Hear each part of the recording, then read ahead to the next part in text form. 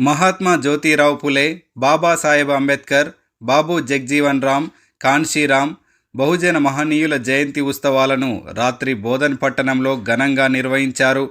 JB రాజు, గాలి వినోద్ కుమార్ వక్తలు స్ఫూర్తిదాయకమైన సందేశమిచ్చారు. కళాకారులు అష్టగంగాధర్, గజ్జల అశోక్, అంజలి, భారతీల బృందం ఆటపాటలతో కార్యక్రమం విజయవంతమైంది. ఈ కార్యక్రమంలో పరిగి కోటేశ్వరరావు, ఈశ్వర్, పాండు, నీరడి రవి తదితరులు పాల్గొన్నారు.